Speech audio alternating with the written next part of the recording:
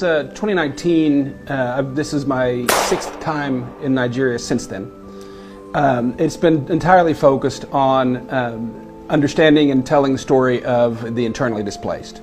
And the filmmaker, Mr. Gibbs, is my producer for a film a documentary film that we've been producing now for many years, all through Nigeria, and getting the stories and profiles of these displaced people, which I'm startled that people don't talk about that more. There's estimates anywhere from 4 to 10 million Nigerians who were peaceful, productive people that are now denied and ground down and given no chance to get back. And that's the larger, to me, tragedy, the byproduct of this. I see children, a lot of them, multitudes, millions, literally, of children growing up believing that power comes from violence and that being peaceful is death. And that's a curse on this nation if there's no intervention. Our schools, we have so many testimonials. The kids show up wanting to get guns and go back and kill, and they get an education, they want to go back and rebuild.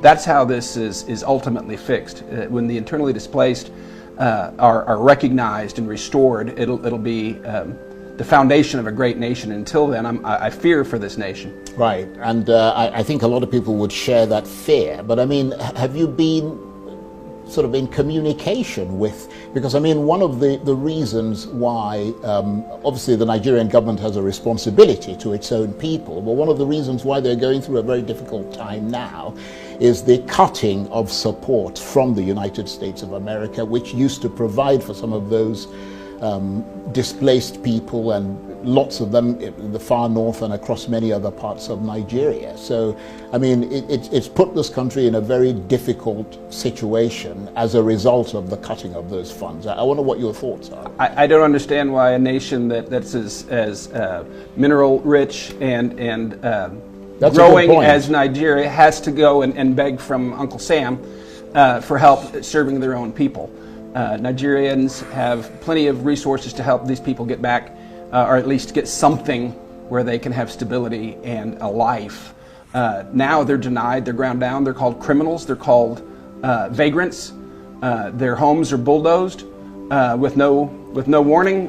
It's a horrific life that these people are living. And nobody's here. I mean, why should it be? You don't want America to come here and say anything about terrorism, but you want their money? That doesn't make sense to me whatsoever. Yeah, that makes that's a good point. And let me come to you, Jeff Gibbs, in our off-site studio. I wonder what you make of what's been said so far. Well, you certainly have two of the more informed and well-studied people on the subject on your dais there this evening. And again, my reiteration would be that across all of the walks of life, across all of the different tribes people, faith backgrounds, what I've seen through the hearts and the eyes of Nigerians is what keeps me coming back.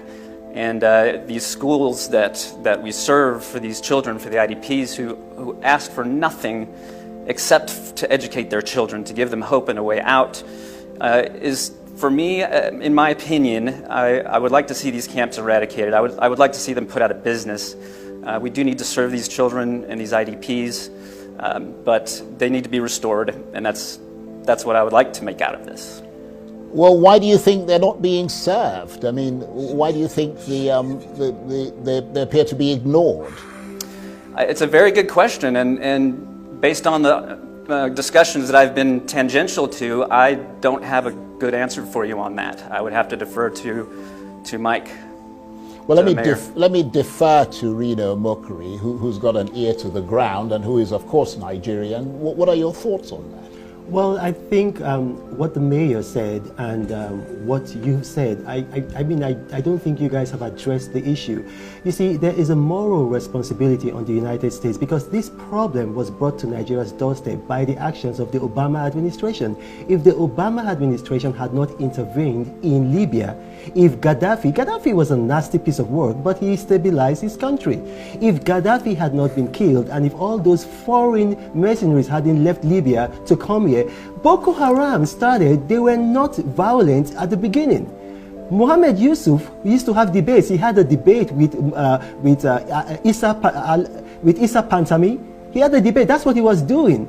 He was killed, and then these guys came in and they did a hostile takeover of Boko Haram, and then that was what happened. They had arms. If the United States had not done what they did in Libya, we would not be facing a torrent, not just us, the Sahelian countries. So they just say that, okay, well, we've got minerals and we've got this, and you don't know. No, no, no, no.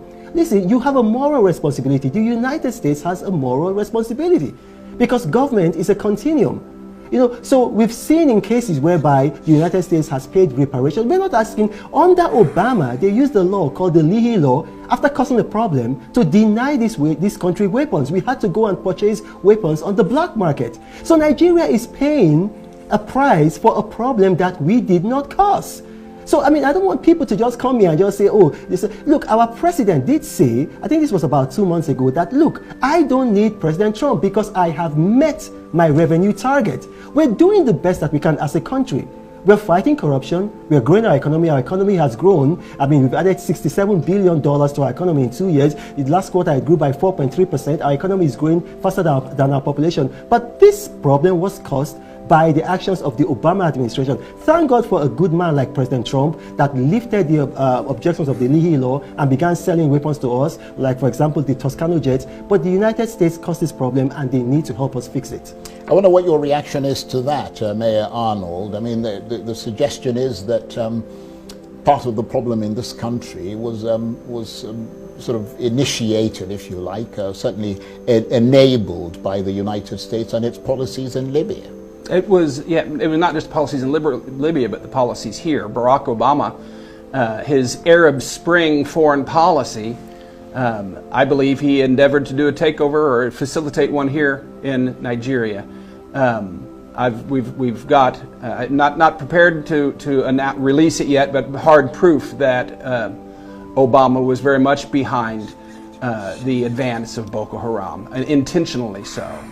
And so, yeah, Obama holds a lot of the blame. There's no doubt about it. So, I mean, I guess the million-dollar question is, how do we change the narrative in America? Let me come to you, Jeff. You're a filmmaker. That is a powerful way of getting emotively through to the American people. It is, yes. Filmmaking is an extremely powerful platform. It involves all of the senses, and it's part of my intention and part of our goal is to bring awareness to the situation. It's not my job to agree with certain facts or disagree with others. That's not my place. So this film, it's meant to bring awareness. This is an excellent time for it. The world is, we're just starting now. Mike and I have been at this for years, trying to tell people about it, and it's just breaking now kind of on our shores, and the attention is there for it, and I would like the truth to be heard, and I would like to see hate fought with love. Okay, and Reno, let me just get you to summarize what has happened today, and the most important thing, I suppose, how do we change the narrative in America?